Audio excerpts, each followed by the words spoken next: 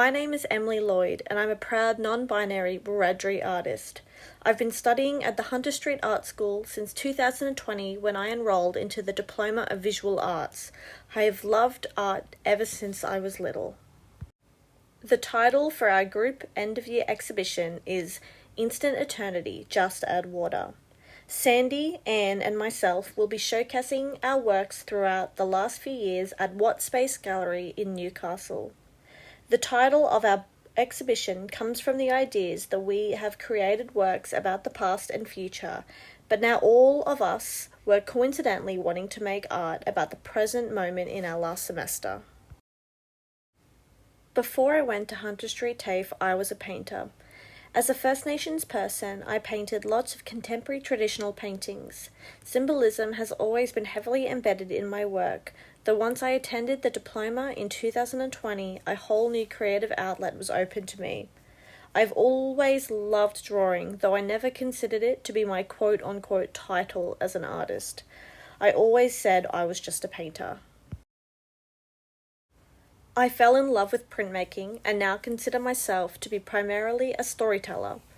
I was able to use my illustrative skills to create prints. The visual language is very different to my previous works. When I was painting, I was always thinking about the viewer's reactions, so I was very much aware that the works had to be visually pleasing. I was always told at a young age to paint happy things. I experienced sexual assault as a child, and I remember making a work about self-harm and being told not to make works like that. But when I went to Hunter Street, I had the freedom to create works around my hurts. I have been diagnosed with borderline personality disorder, which is an emotional regulation disorder relating to trauma. I am a survivor of childhood sexual trauma and then once again adult sexual trauma. Sharing my experiences is very important to me and my art. I have done extensive therapy and have changed dramatically in the last few years. I am now a lot more skillful and can manage my big emotions a lot better. Besides therapy, I know that art I make at school is very important to my healing. My body of works have been around these topics. The titles in the exhibition are Look What I've Made With My Tears, which was about the imagery that sad songs I listen to create and how I made a big body of work around my tears, but instead of it being a sad piece, to me I see it as resilience. Good to Be Alive But I Hate was another body of work that was about the extreme opposites of the intense and dangerous despair and the impulsive and unhinged euphoria. I Hurt Myself Sometimes, Is That Too Scary For You? This work is about my relationship with my current self and my inner child. Self-harm has been part of my life for the last 12 years. This work is about my relationship with my destructive coping mechanisms and how I experience them now as a 25-year-old. Though my current body of work, I still do not have a title. But it is also about the current, skillful, wise mind me and my relationship with 5 big emotions that I struggle with. They are euphoria, fear, anger, guilt, and despair. I'm very excited for this body of work. My works relate to the exhibition as they are a lead up to the present moment.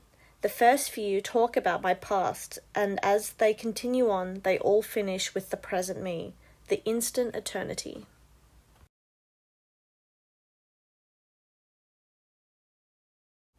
My process for my body of work usually starts with my emotional and visual reaction to strongly evocative music. When I come up with an idea for an artwork, it's generally not stimulated by a visual, but rather a lyric or written words. The songs that inspired the images in Look What I've Made With My Tears were Arise and Fire Fire, both by Flyleaf, Panic Attacks in Paradise by Ashniko, Bigger Than the Whole Sky by Taylor Swift, Tears by Mothika, and What's Up by 4 Non-Blondes. For Good to Be Alive But I Hate, the songs were Happy Ending and 29 by Demi Lovato, Override A by Area 11, Seeds by Icon for Hire, Revived by Derivacat, Seize the Power by Nonyaka, and Good to Be Alive by Paris. Then my last body of work, I Hurt Myself Sometimes, Is That Too Scary for You? The songs were I Think I'm Okay by Machine Gun Kelly and Young Blood, My Tears Ricochet by Taylor Swift, Polygraph Eyes by Young Blood, and Anyone by Demi Lovato. For my creatures that I made, I consider the weight, size, texture, and more, how they feel on the inside and how I see them if they were real. I have done a lot of printmaking during the degree, and for me, I very much like neatness. I experience enough chaos internally with my big emotions that when I make something externally, I much prefer it if it is very organized.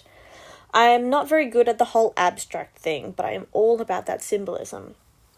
I like to make scenes and environments for my creatures, and I like them all to relate to each other as all my emotions and experiences are connected and have resulted in who I am now. My teacher, Andy, does not like it when I call them monsters, so we have decided to go with the word creatures and emotions, as monsters have obviously a lot of negative words to them.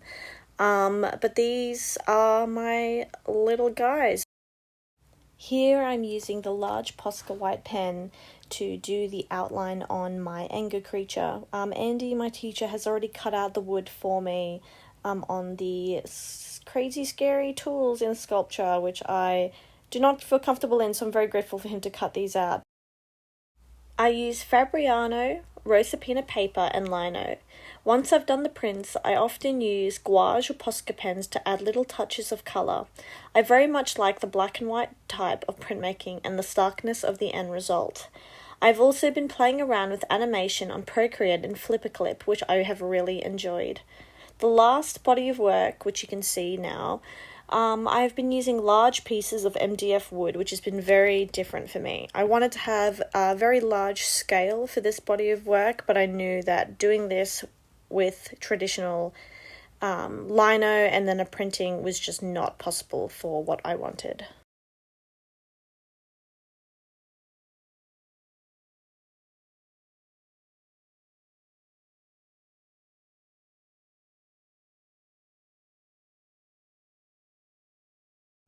I'm a very anxious person, and starting a new type of skill or technique is very intimidating for me. So I'm very grateful for my teacher Andy for helping me cut out all the wood, otherwise this would not have been able to be possible. The animation you see at the moment, that one's taken me a very long time to figure out. I'm using Flipperclip now, and yeah, it's been really hard figuring out how they all walk, the movement, and at the end I'm having them all walk towards me and I'm going to be holding their hand. Sandy and I met in 2020 when we both started the Diploma of Visual Arts and have gone through to the Advanced Diploma and now the last 3 years of the degree. Not only has Sandy seen my work and expression change, but I have also seen their works go from soft sculpture to what they are creating now. Sandy and I complement each other as their works have some futuristic styles and mine have some fantasy elements. Anne and I met at the beginning of the diploma. I straight away liked Anne as she's a very strong, take no shit kind of lady. She also goes above and beyond for her classmates. Sandy, Anne and I started the class with 6 students and are finishing with 3. The last few years have been very hectic for all of us. There have been illnesses, broken bones, breakups, deaths, money stresses, and generally trying to live in the post-COVID breakout world. But the last few years have also resulted in new art styles from blind embossing, animation, 3D printing, and more.